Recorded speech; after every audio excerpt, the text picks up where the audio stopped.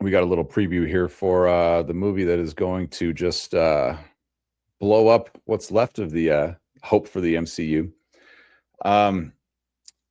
Even if it's good, it's still just going to be the if you look right below me, nail in the coffin for the MCU. And it's not going to have anything to do with storytelling. Storytelling is what got them to this point. Storytelling got them to this dead end. And this is going to just end everything because money. We're going to dig into that. But before we dig into how money is going to, whether this is good or not, money is going to be the end of this. Let's put that little preview up here. We'll take a look. So this is the little preview that they're showing at Avatar this week. I think they're doing some silly thing where every week of Avatar, they're going to put a new Avengers teaser in there with a new character. I believe next week is Thor. So yeah, let's take a look at this one.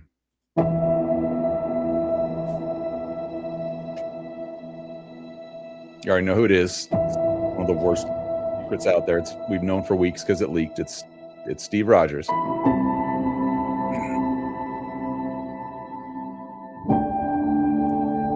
And referred to him as Steve Rogers at the end of this, and that has caused a little bit of uproar for some people, including me. I have uproar right here.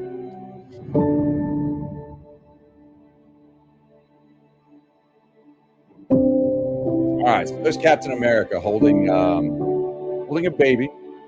Likely with Sharon Carter, who I also hope we get back in Doomsday. More Sharon Carter, the better, please. So Chris Evans, he aged a bit there. Looks a little soft. The features looked a little soft, so they definitely de-aging in there. But you can see we have Steve Rogers will return in Avengers and Avengers Doomsday. I don't know why we wouldn't just call him Captain America. I know some people are upset right now because he's even showing his face because they want Anthony Mackie to be holding that mantle unimpeded, which I believe he will. I don't think he'll go by Captain America in this, which he should. You're going to bring him back and you're going to pay the guy. You're bringing him back for the sole idea of trying to save this this franchise here. Lean into it. Don't half step. The time for half stepping has passed. If you're going to bring Steve Rogers back, put him in as Captain America. Give him the shield. Anthony Mackie, his movie was trash. Not his fault. Anthony Mackie is a good actor. I will die on that hill. But his movie was terrible, and it's the writing. They hired terrible activist writers. They're more engaged in trying to check boxes and appease a very small group of maybe fans, maybe, I don't know. And it didn't work. They didn't make any money. They lost money. Speaking of which, let's look at that since we're talking about losing money. Here we go. So we look at this key indicators of financial loss. Budgeted around 180 million production, but likely higher with marketing, estimated 100 million, requiring significant revenue to break even. So my understanding is that whatever they put down for production, they usually match that in marketing. So I think this number is probably a little low. Not to mention, it is no secret they filmed this movie twice. They ran through it once and everybody hated it. The test audiences just wanted nothing to do with it. So they redid this movie. They completely reworked it. Sharp second weekend drop. Ended its run with around 413 to 420 million globally, far below the 500 million needed for profitability when considering all costs. And they probably needed to make even more than that. Ranks among the lowest grossing MCU films, even below The Incredible Hulk and Captain America: First Avenger. When adjusted for inflation, I think even not adjusted for inflation, it probably did worse if you got the real numbers. They tend to dress these things up to not freak out the board members. But so anyway, people are upset. They're mad that Steve Rogers is back. Sam Wilson is Captain America. Sam Wilson is Captain America. Sam, period, Wilson, period, is, period, Captain, period, America. So this person's very passionate about this, but I don't know. They didn't see the movie enough times. Did they see it at all? Did they bring their friends? Did they bring their family? I don't know. So there's two things that could have happened here.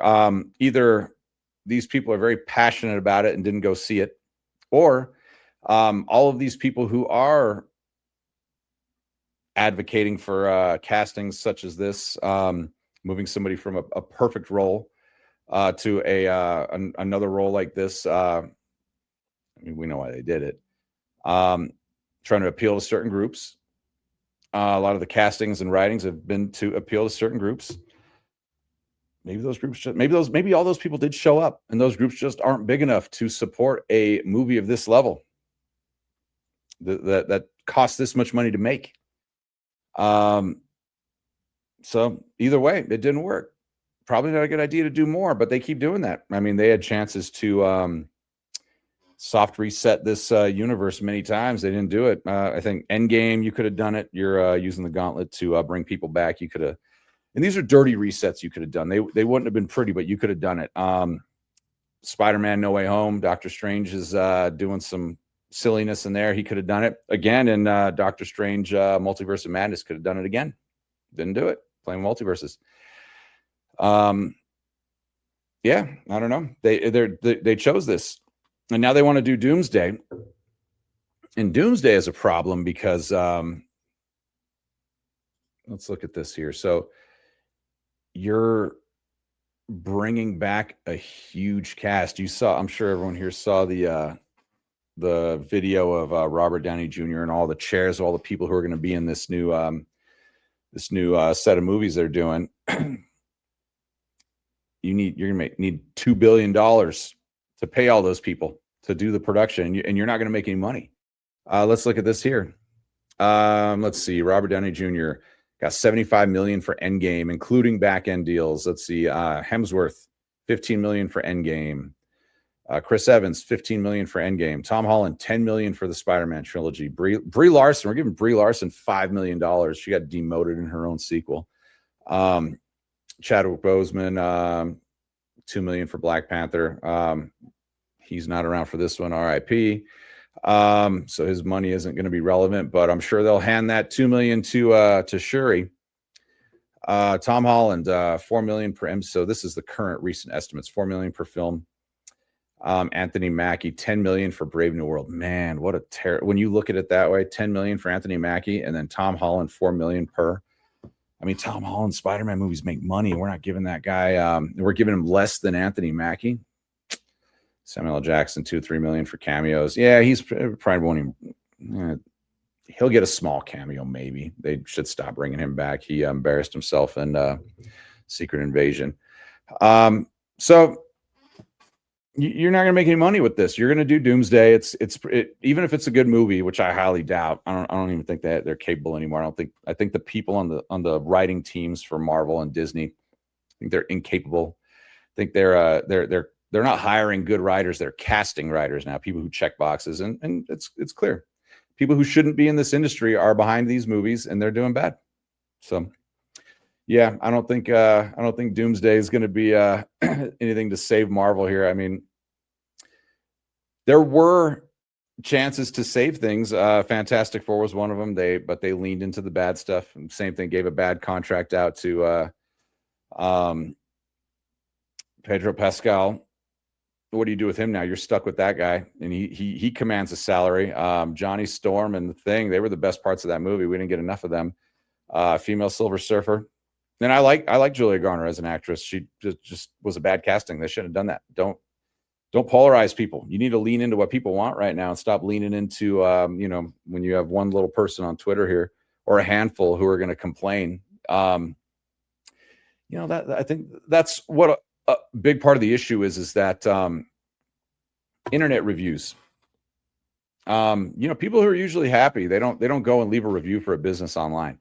People who are unhappy with their service, the product, they will go online. So I wonder if maybe Disney Marvel leaned into what they were seeing online. There were a couple people complaining about things, and then they said, "Oh, let's appease those people and let's go away from the audience we already have. The audience we already have, they'll stay.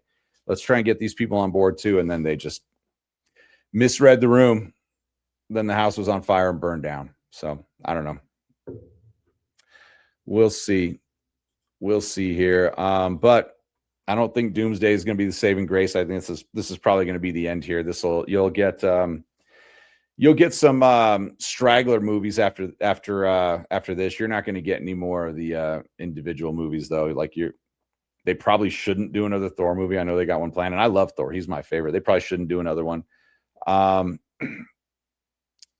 You'll get Spider-Man. Spider-Man will always do good.